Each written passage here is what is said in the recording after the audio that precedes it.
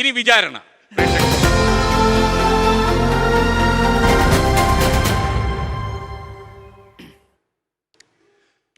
ഒരു പ്രേക്ഷകൻ വിജയകുമാറിനോട് ഒരു ചോദ്യം ചോദിക്കുകയാണ്. വിജയകുമാർ റെഡി ആയിട്ടെന്നുള്ള മറുപടി പറയാൻ. 24-ന്റെ ഒരു മുതൽക്കൂട്ടാണ് വിജയകുമാർ.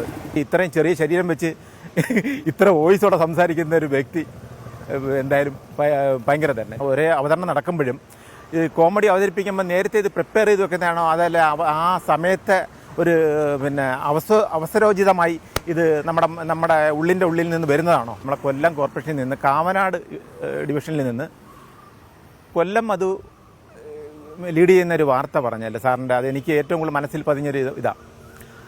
അന്നേരം വിജയകുമാർ പറയുന്നുണ്ട് കൊല്ലത്ത് കാവനാട് കൊല്ലം മധു ലീഡ് ചെയ്യുന്നു. അന്നേരം എസ് കെ ചോദിക്കുകയാണ്, സാറേ വിജയകുമാറിന് അറിയാവോ ഈ കൊല്ലം മധു ആരാന്ന്?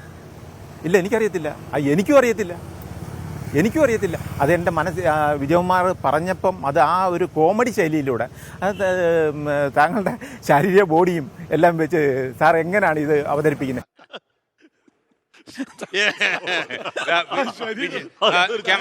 ക്യാമറമാൻ വിജയമോന്റെ ഒരു ഫുൾ വ്യൂ ഒന്ന് കൊടുത്ത് ആരോഗ്യം എങ്ങനെ ഉണ്ടെന്ന് നാട്ടുകാർ കാണട്ടെ. ഓക്കെ, ഫുൾ വ്യൂ റീജി തോൽപ്പാകുന്നു ഫുൾ വ്യൂ എടുക്കട്ടെ. അപ്പൊ ഫുൾ വ്യൂ ടുവേഴ്സ് ക്യാമറ. വിജയന്റെ ലുക്ക് കൊടുക്കൂ. ഫുൾ വ്യൂ താഴോട്ട് പോട്ടെ. Okay, ready. ഇനി പറയൂ വിജയകുമാർ. ഞാൻ ആദ്യം പറഞ്ഞു തന്നെ ആരാണി മധു? മധു അതൊരു സംഭവമായിരുന്നു. അതിപ്പം അത് ആ സമയത്ത് മധു ലീഡ് ചെയ്യുന്നു. അപ്പം നമ്മൾ പറഞ്ഞോണ്ടെന്താ, മധു ഇപ്പൊ കൊല്ലം കോർപ്പറേഷന്റെ ഡെപ്യൂട്ടി മേയറായി.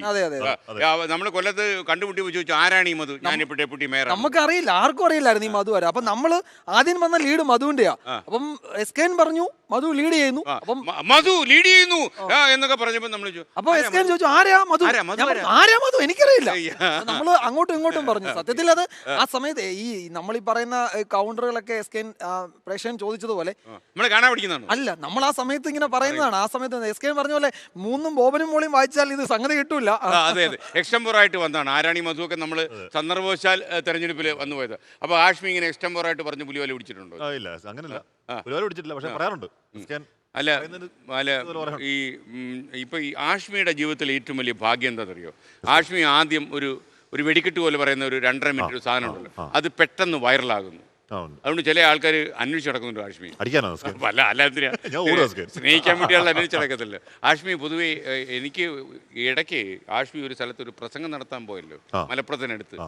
ആഷ്മി തിരിച്ചു വരുന്നവരെ എനിക്ക് ടെൻഷനായിരുന്നു, ഇതേ ഷേപ്പിൽ തിരിച്ചു വരുമോ എന്നുള്ളത്. കാര്യം ആ സമയത്ത് ഇതുപോലെ വൈറലായ ഒരു വീഡിയോ ഉണ്ടായിരുന്നു 2.5 മിനിറ്റ്.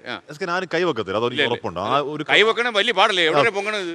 നമ്മുടെ മാത്രമല്ല പ്രേക്ഷകർ അറിയേണ്ട ഒരു കാര്യം, 24-ലെ ഏറ്റവും പൊക്കമുള്ള അവതാരകനാണ്. 2ാം പ്രൈസ് ഡോക്ടർ ഉന്മേഷ് ശിവരാമൻ. മലയാള മാധ്യമ ചരിത്രത്തിൽ ഏറ്റവും പൊക്കമുള്ള അവതാരം ഞാനെന്ന് തോന്നുന്നു. ഈ തലപ്പൊക്കം എങ്ങനെ നേടി? അല്ലേ, ഒന്ന് നോക്കിയാൽ ഒരു വലിയ ഭാഗ്യം. ആഷ്മിയുടെ ജീവിതത്തിലേക്ക് മടങ്ങി വന്നാൽ സാധാരണഗതിയിൽ എനിക്ക് തോന്നുന്നു വളരെ പ്രകോപിതമായ ഭാഷയിലൂടെയാണ് താങ്കളുടെ അനർഗളമായ സഞ്ചാരം. ഈ സഞ്ചാരം കുറെ ആൾക്കാരെയൊക്കെ പ്രകോപിപ്പിക്കുന്നു എന്നത് യാഥാർത്ഥ്യമാണ്. ജീവിത സഞ്ചാരത്തിൽ ആൾക്കാർ തടയിടാൻ വരാറുണ്ട്, വഴിവായിട്ട് വെട്ടാൻ വന്നിട്ടുണ്ട്. വെട്ടു പറഞ്ഞിട്ടുണ്ടെന്നല്ലാതെ ആരും അങ്ങനെ എനിക്ക് ഉറച്ച ബോധ്യമുണ്ട് കേരളത്തിൽ നമ്മുടെ ദേഹത്താരും കൈവെക്കില്ല. ഒറ്റ ചോദ്യം, ആഷ്മി കരുത്തനാണോ?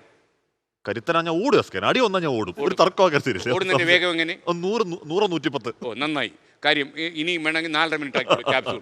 ഞാൻ വിചാരിച്ച ഈ ഓട്ടത്തിന്റെ വേഗം ബാസ്കറ്റ്ബോൾ പ്ലെയർ ആയിരുന്നു. ഞാൻ ബാസ്കറ്റ്